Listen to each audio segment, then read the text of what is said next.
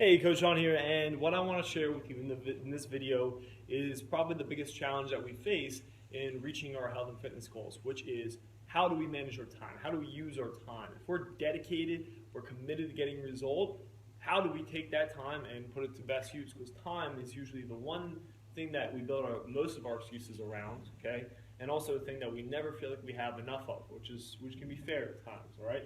So now, looking at my goal, for example, right now is fat loss. I'm leaning out and I'm going to hit a certain body fat percentage and a certain goal weight within the next few weeks. And I've been on pace for that, right? And I've planned it, okay, as far as my nutrition, but more importantly, I've planned it as far as my time, my training. So how would you want to use your time, assuming a good diet and the right mindset that goes with that? How would you want to use that time to lose body fat and lean out, get a little, ripped or toned up or whatever your goal is, okay? First and foremost is going to be progressive strength training. Now, I train about 6, maybe 7 times a week, okay? And I prioritize the first major portion of my training around this.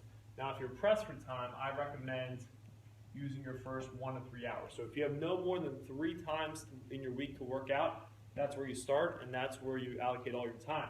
I complement that with what's called metabolic cardio. This can be time-based, this can be rep-based, a combination of burpees, box jumps, lighter loads, like lighter weights with the same strength-based exercises, but more focused on getting a heart rate up, elevated for a shorter, more intense period of time, okay? Kettlebell swings, you name it, all the crazy higher intensity stuff. This can be scaled based on ability, level, you name it, right? But it's stimulating heart rate response through resistance-based training.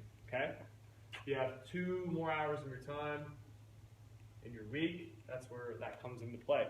Now, if we're going into more time, which a lot of us don't have, then we hop on the treadmill, the elliptical, go outside. Basically, we create the same heart rate-based response, the highs and lows, the peaks and the valleys, with a condensed period of time by using treadmills, ellipticals, you name it. That's where at the big box gyms, you see the crazy fitness people hop on, sprint, hop off 30 seconds. Hop back on, sprint, repeat, okay? So it's created the same heart rate response with resistance from a cardio-based machine, treadmill, stair climber, you name it. If you have additional 2 hours in a week, that's where that goes. Now, if you have more time than that, 7+, that's where you put your cardio. You get outside, you hit the pavement, 30, 60, 90 minutes, steady pace, constant run, constant jog, constant walk, okay?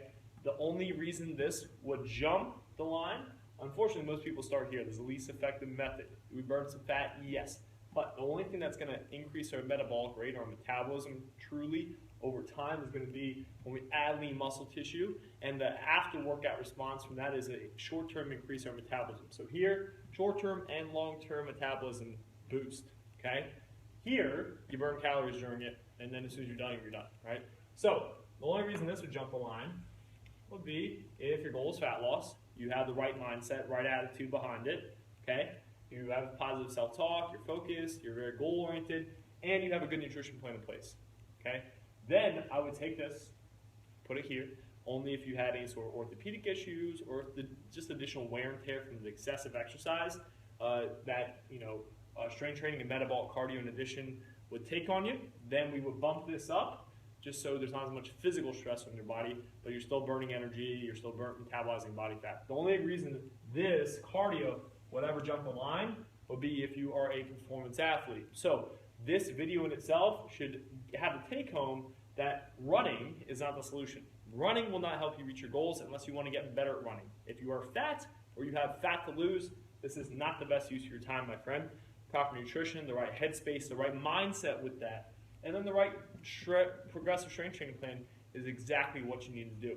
So if that speaks to you and that's something you need help with, go ahead and reach out to me. I'm more than happy to help you detail out how to train your body for strength, size, you name it, whatever your goal is, or if you're just looking to lean out and tone up, okay?